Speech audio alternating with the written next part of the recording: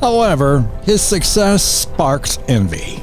A jealous noble, unwilling to let Johann pursue new opportunities, imprisoned him when he attempted to accept a position in another city.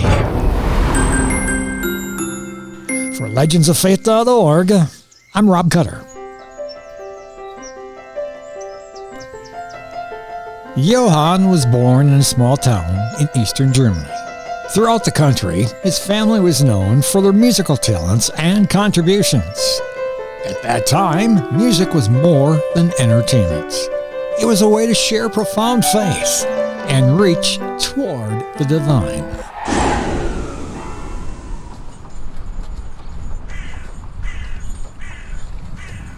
Johann had a few bumps in the road in his younger years.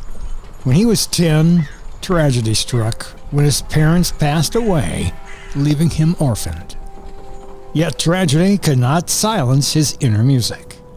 He moved in to live with his older brother, who nurtured his musical gifts.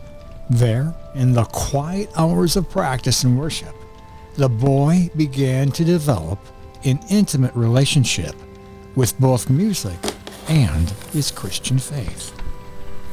Johann had an unquenchable desire to learn. Night after night, as the house lay silent, he would quietly sneak into the library, copying entire manuscripts by hand in the moonlight. This secret pursuit went on for years, sharpening his skills, fueling his passion, and deepening his reverence for the sacred music he transcribed.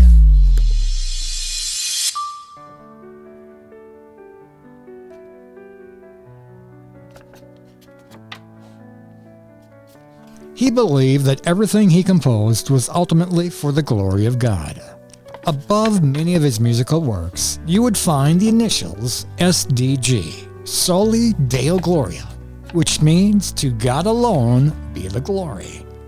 These three little letters became the seal of his musical endeavors, reflecting a heart committed to worship. As he grew both spiritually and musically, his fame began to spread. He became a master of the pipe organ, composing and performing in churches throughout Germany. His music resonated with the divine depth that profoundly touched congregations.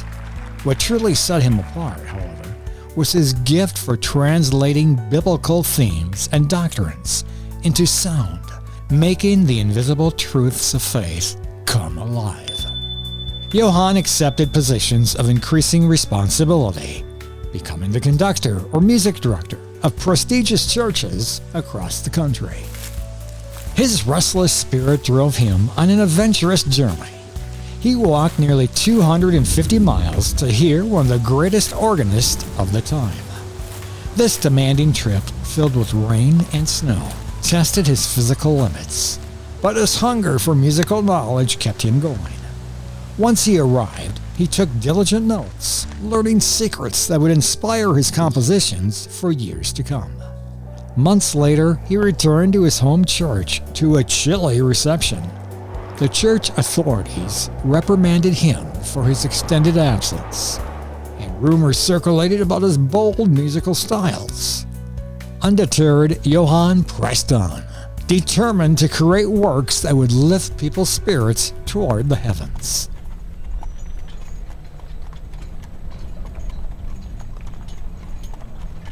Johann was invited to serve as a conductor at a prestigious church in Weimar. The new role provided him the creative freedom he had long sought, and he poured his soul into his compositions. However, his success sparked envy among some. A jealous noble, unwilling to let Johann pursue new opportunities, imprisoned him when he attempted to accept a position in another city. For weeks he languished in a dark cell, pouring his frustrations into the margins of his music books. Yet even in that bleakness, his faith remained unshaken. Upon his release, he channeled his struggles into some of his most cherished works.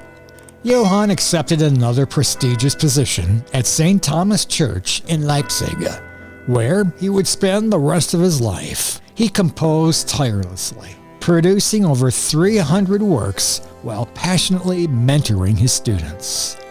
In his later years, as his eyesight began to fail, he continued to compose, often dictating his music.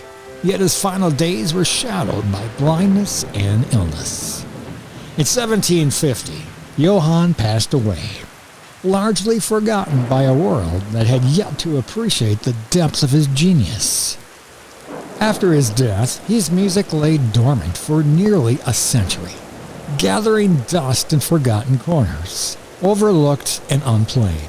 It seemed the world would never recognize the brilliance of his work.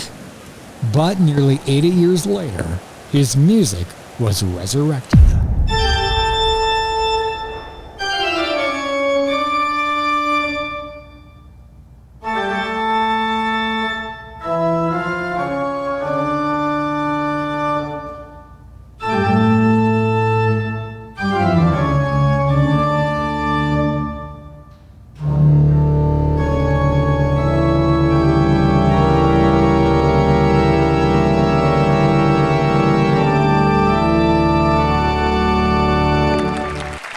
Almost overnight, Johann's legacy was reborn. His compositions began to spread across Europe and eventually the world, as musicians and scholars rediscovered his works, marveling at their depths and complexity. What had once been dismissed as overly ornate was now celebrated as genius. Johann Sebastian Bach, once regarded as a modest church musician, had become one of the most revered composers in history. His legacy endures not just because of his unmatched skills, but because of his unwavering faith.